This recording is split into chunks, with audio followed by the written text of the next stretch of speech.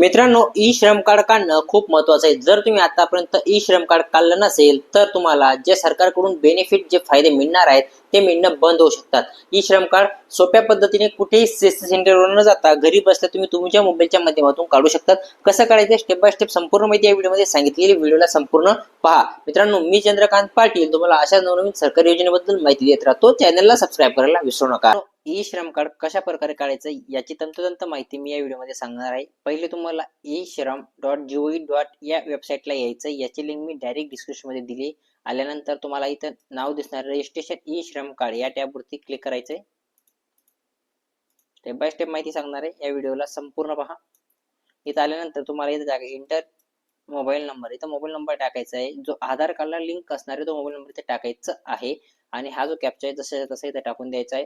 आता खाली you are have active member of EPFO म्हणजे तुम्हाला पीएफ भेटतो का, तुम्ही कुठल्या कर्मचारी असाल कुठे तुम्हाला पीएफ भेटत असेल तर येस करायचं, नसेल तर नो करायचं आहे. तर तुम्हाला ESIC म्हणजे इन्शुरन्स भेटतो का, वापस तेच विषय की जो कुठे तुम्ही कर्मचारी असाल गव्हर्नमेंट प्रायव्हेट सेक्टरमध्ये तर तुम्हाला इन्शुरन्स वगैरे भेटत असतो, अशा तर येस करायचं, नसेल तर नो करायचं आहे.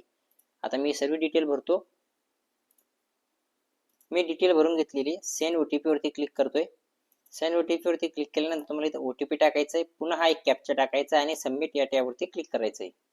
सबमिट वरती क्लिक केल्यानंतर तुम्हाला इथं तुमचा आधार कार्ड क्रमांक टाकायचा आहे. आधार कार्ड नंबर नसेल, जर फॉर्मची पावती असेल, फॉर्म भरला असेल तर तुम्ही व्हर्च्युअल ID नंबर सुद्धा इथे टाकू शकतात.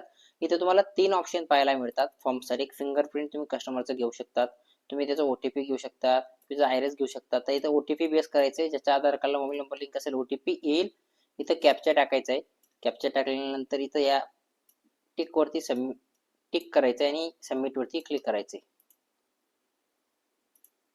मित्रांनो, तुम्ही पाहू शकता मी सबमिट करून घेतलेले आहे. तुमच्या मोबाईल नंबरचे तुम्हाला शेवटचे 4 डिजिट त्याला पाहायला सुद्धा मिळू शकतात. तुम्ही इथे पाहू शकता त्यांना. आता खाली आल्यानंतर तुम्हाला OTP वापस पाठवण्यात आला असेल, OTP टाकायचा आहे, वापस इथं कॅप्चा टाकायचा आहे आणि व्हॅलिडेट या टॅबवरती क्लिक करायचं आहे. मित्रांनो, कधी कधी वेबसाईट चालायला उशीर लागू शकतो, तर थांबायचं आहे, घाई गडबड करायची नाहीये. तुम्हाला मी टेलिग्राम आणि व्हॉट्सअपची लिंक डिस्क्रिप्शन मध्ये टाकली आहे, जाऊन फॉलो करून घ्या जेणेकरून तुम्हाला अपडेट मिळत राहतील. व्हॅलिडेट वरती क्लिक केल्यानंतर आपण पुढची स्टेपला येणार आहोत. पुढची स्टेप मध्ये तुम्हाला फर्स्ट, सेकंड, थर्ड, फोर्थ, 5 अशा 5 स्टेप तुम्हाला कंप्लीट करावे लागणार आहे. कंप्लीट केल्यानंतर तुमचं ई श्रम कार्ड तुम्हाला पाहायला मिळेल. आता पहिली जी स्टेप असणार आहे ते तुम्हाला पर्सनल इन्फॉर्मेशन, दुसरीमध्ये ऍड्रेस, तिसरीमध्ये एज्युकेशनल म्हणजे शिक्षण, तुमचे काही स्किल आहेत का स्किल टाकायचे, नंतर तुमची बँकची डिटेल टाकून घ्यायची आहे. आता इथं आल्यावर तुम्हाला कंटिन्यू अँड एंटर डिटेल्स होती क्लिक करायचं आहे. इथे क्लिक केल्यावर तुमचा मोबाईल क्रमांक तुम्हाला पाहायला मिळतो. तुम्ही इमर्जन्सी मोबाईल नंबर सुद्धा टाकू शकतात, नाही त्याची आवश्यकता नाही. इथे लाल डॉट जे दिसत असेल प्रत्येक नावाच्या याजवळ इथे लाल डॉट आहे, तो लाल डॉटच्या जागे भरणं खूप आवश्यक आहे. ते भरल्याने तुमची प्रोसेस पुढे जाणार नाही. आता इथे लाल डॉट ईमेल ID वरती नाही, तुम्ही नाही टाकला तरी चालेल. इथं मॅरिड स्टेटस तुम्हाला टाकायचं आहे जे असेल ते. इथं तुम्ही मदर नेम नाही टाकला तरी चालेल. वापस तुमची इथं फादर असेल तर फादर आणि हस्बंड असतील तर हस्बंड इथं क्लिक करून हस्बंडचं नाव इथे टाकायचंय. सोशल कॅटेगरी तुमची जी असणार आहे OBC NT OBC जी असणार आहे ती टाकायची. खाली तुम्हाला तुमचं ब्लड ग्रुप चूज करायचंय. जिथे इथं ब्लड ग्रुपला लाल डॉट नाही चूज केलं तरी चालेल. तुम्ही पॅरालाइस आहात किंवा काही झालेलं आहे एखादं, इथं येस नो करायचं आहे. खाली आल्यावर तुम्हाला नॉमिनी डिटेल, तुमचं वारीसदार या कार्डला वारीस कोण असणार आहे त्याची डिटेल इथे टाकायची. तशीच आवश्यकता नाही ते लाल डॉट सुद्धा नाही. तर नॉमिनी तुम्ही नाव टाका, जन्मतारीख टाका, जेंडर चूज करा, तुमचं रिलेशन काय त्याच्यासोबत ते टाका, त्याचा ऍड्रेस टाका आणि त्याचा मोबाईल नंबर टाकून सेव्ह अँड कंटिन्यू वरती क्लिक करा. आता मी सर्व इन्फॉर्मेशन भरून घेतोय. मित्रांनो, सेव्ह केल्यावरती तुम्हाला पुढची स्टेप ओपन होईल. तुम्हाला इथं तुमचं स्टेट, तुमचा डिस्ट्रिक्ट हा चूज करायचा आहे. खाली आल्यावर इथं आता तुमचा ऍड्रेस टाकायचा. इथं लाल डॉट जे दिसतं ऍड्रेस 1, तुम्ही अर्बन मध्ये अर्बन टाकायचंय म्हणजे सिटीमध्ये राहत असाल तर अर्बन, रुरल गावामध्ये राहत असाल तर रुरल टाकून इथं ऍड्रेस, तुमच्या गावाचं नाव, तुमचं स्टेट, तुमचा डिस्ट्रिक्ट, तुमचा तहसील कुठला आहे, तुमचा पिनकोड टाकायचा आहे. खाली आल्यावर तुम्हाला इथं तुम्ही त्या लोकेशनवर किती वर्षापासून राहत आहे ते इथं निवडून घ्यायचं आहे. परमनंट ऍड्रेस, आता इथं जो तुमचा परमनंट ऍड्रेस असणार तो जो वेगळा असेल तिथं परमनंट ऍड्रेस टाकायचा आहे. वापस तो रुरलचा अर्बनचा जो असेल तो टाकायचा आहे, त्याचे पिनकोड टाकायचा आहे. खाली सेव्ह अँड कंटिन्यू वरती क्लिक करायचं आहे.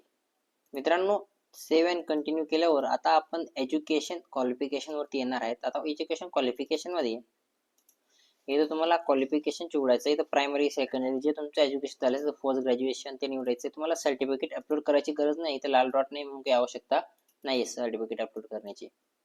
एज्युकेशन चूज केल्यानंतर तुम्हाला इथे तुमची इन्कम फ्लॅग महिन्याची जी असेल ती इथं चूज करायची आणि सेव्ह अँड कंटिन्यू वरती क्लिक करायचे.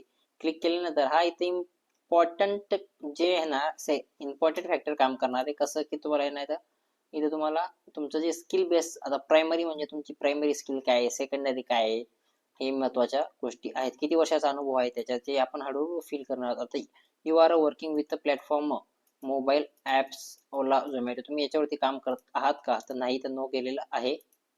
खाली आता प्रायमरी प्रायमरी आता काय तुमच्याकडे स्किल आहे, जसं एक स्किल तुमच्याकडे जी स्किल असेल ड्रायव्हिंग, कुकिंग जी स्किल असेल तिथे फिल करायची आहे. आता मी ते स्किल टाकून घेतलेलं आहे. तुम्हाला पुन्हा सांगतोय जिथे लाल डॉट आहे ते भरणं आवश्यक आहे. बाकी भरण्याची आवश्यकता नाहीये. सेव्ह अँड कंटिन्यू वरती क्लिक करायचं आहे.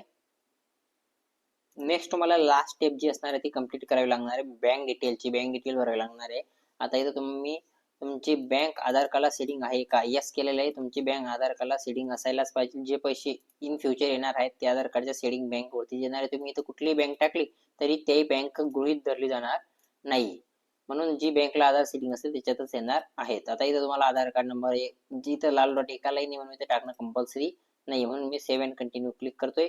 क्लिक केल्यावरती इथं तुमचं सर्व डिटेल ऑटोमॅटिकली येऊन जाईल. तुम्ही पाहू शकता. आता हे बरोबर असल्यास तुम्ही इथं या छोट्याशा बॉक्सला क्लिक करायचं, एक वेळेस पाहून घ्यायचे आणि सबमिट वरती क्लिक करायचे. सबमिट वरती क्लिक केल्यानंतर तुमचं ई श्रम कार्ड हे तयार झालेलं आहे मित्रांनो. तुम्ही पाहू शकता.